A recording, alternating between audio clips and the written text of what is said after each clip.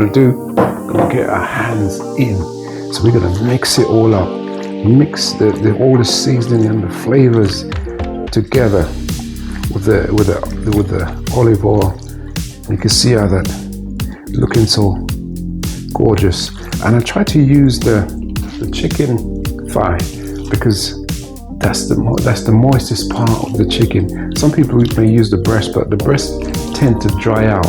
So I like to use the chicken thigh because you get all the juices in there. And in our prawns here. When I worked in Walt Disney World in Florida, they used to call this kind of meal a surf and turf. Surf is your fish, turf is your meat. All right, here we go. Lovely. So that's all put together now. And like I said before, I went to the supermarket trying to get a 6-inch skewer. They didn't have any. So I bought, this big one. I think it's 10 or 12. What do you have to do? In half, and you got your smaller skewers. This is a lot easier to maneuver on your plate. Lovely. So all we do with our shrimp, simple meal. Got our chicken. You come home from work, you're tired, you look for something quick you can just put on.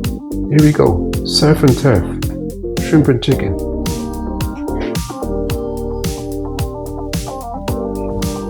And as simple as that. That's your first one ready. And then we just carry on. And it doesn't matter what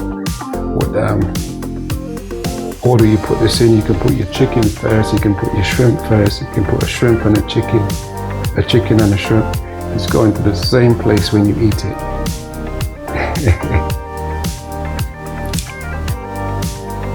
So here we go. So I'm going to continue. I'm going to finish these, and then basically we're going to cook these in the oven. I'm going to do a sweet and sour sauce, basic sweet and sour sauce, and then I'm going to roast some broccoli, sweet potatoes, white potatoes, with some peppers all together, and then that will be my dinner complete. So I'm going to finish this and then we'll come back. Stay tuned. So yes, welcome back with me, Chef D, in my little kitchen. So kebabs all set to go. This is for like 2 days. I try to cook like 2 days, a day in advance. So tomorrow we won't have to cook anything, so dinner will be ready. And then also I've got my vegetable potatoes here. So I've got my broccoli, I've got my peppers, red and yellow peppers. I got some sweet potatoes, skin on. I got some white potatoes, carrot. So I've got a medley of vegetable, and it's all basically cut around the same size. So when we put it in the oven, it will basically all cook at the same time. So you don't have to be cooking something separately.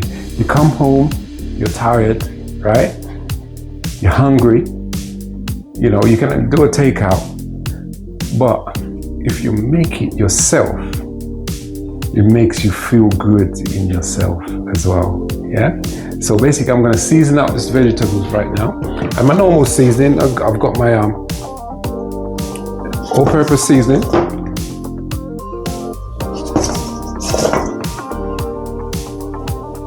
So we just coat it with the seasoning, all-purpose. Then I've got my garlic granules. So we're gonna put a bit of that on there as well. Just flip it, coat it, flip it, coat it, flip it, coat it, flip it, coat it. And then my got my onion granules. I know this is not fresh, but it still brings out a nice taste to the food, and it's quick. You're not chopping and peeling. Got a little bit of my black pepper. Got to put some black pepper in there. Got to season it. Got to make it taste good. A little bit of black pepper in there, and then a little bit of salt. Got my low sodium salt. A bit of that in there. Then I'm gonna coat it with some virgin olive oil, and this will help to also bring the flavor out. Look at that, lovely. So we just coat it. Ah, yes. See the oil is sticking the seasoning to the vegetables and potatoes. Looking good. All the colors are there. So basically what we're gonna do now, I always use greaseproof paper when I'm doing roast potatoes or anything, because at the end of the day, I don't like to be scraping the pan. You know, when you have to be scrubbing the pan. When you put greaseproof paper on there, when it's cooked, you can just shake it and it's loose. So this is my little tip. So we get my veg in there, so you spread the veg out so that they all cook nice and evenly. Fantastic. And then what I also do is I put, see the season that's in the pan, put a little bit of water in there and swirl it around and put it in the bottom of the pan. So that will keep it moist also, and the steam going.